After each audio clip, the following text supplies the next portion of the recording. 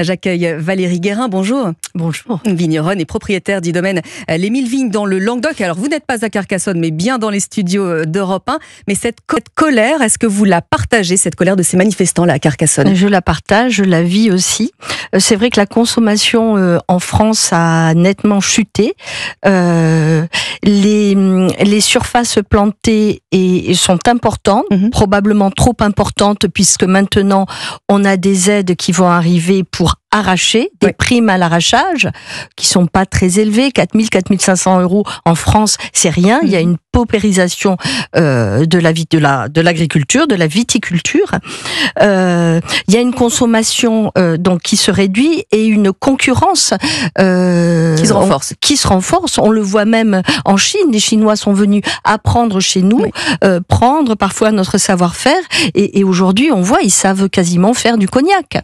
Voilà. Donc plus près de chez nous, en Espagne aussi, avec des coûts de revient plus bas. Donc, que faire par rapport à ça? Alors, on entend beaucoup la ministre de l'Agriculture, Annie Genevard. Elle a annoncé ce matin toute une série de mesures pour réduire ce qu'elle a appelé les boulets qui pèsent, selon elle, sur les agriculteurs. Alors, on parle de la gestion des pesticides, on parle des armements des agents de l'Office de la biodiversité. Est-ce que votre branche subit, elle aussi, Valérie Guérin, des contraintes particulières, voire parfois lunaires? Lunaire, qu'est-ce que vous entendez? Très particulière par rapport à d'autres pays européens, comme l'Espagne, tiens, par exemple. Alors oui, moi j'ai des contraintes. Bon, moi je suis pas en bio, mais je n'utilise que des produits agréés bio, par exemple. Maintenant, je suis un peu à part, je dirais, parce que moi je pense que c'est intéressant de repenser un autre modèle plutôt que d'avoir une grosse structure. Chez nous, l'exploitation moyenne dans le Languedoc, elle doit être vers les 60 hectares. Moi, j'ai simplement 11 hectares. Oui. Je pense que sur une petite structure, on peut arriver à ménager davantage nos terroirs, à privilégier des cépages originaires de chez nous, des cépages qui savent faire face à la canicule, parce que chez nous, là où nous sommes, il n'y a pas eu d'eau. Ça fait 2 ans, il est tombé 200 mm d'eau sur 2 ans, c'est rien. La Libye, c'est 200 mm par an. Donc, bon, c'est vrai, on met pas de l'eau dans son vin, mais quand même, il faut un peu d'eau pour aider les raisins à sortir. Je pense quand même que il y a des pistes. Vous voyez, moi, avec mes 11 hectares, je serais pour privilégier une tradition de cépage.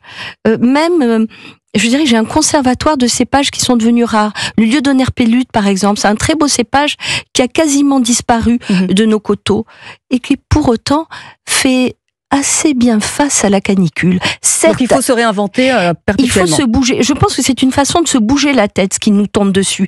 Je pense que d'avoir moins peut participer à avoir du plus beau, du plus qualitatif. Et le qualitatif, c'est peut-être ce qui va nous sauver. Structure plus petite, plus qualitatif. Boire moins, mais mieux. Boire moins, mais mieux. Voilà, c'est ça. Et d'ailleurs, moi, en ce moment, je suis à Paris, peut-être on pourra en parler, pour une autre manifestation, celle du Salon des vignerons indépendants.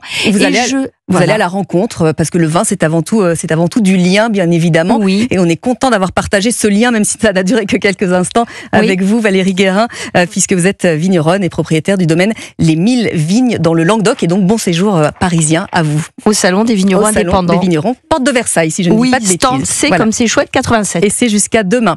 Il est quasiment 1h moins le quart, le temps file sur Europe 1. Vous restez avec nous dans un instant. L'actualité à l'étranger, une première depuis le début du conflit avec la Russie.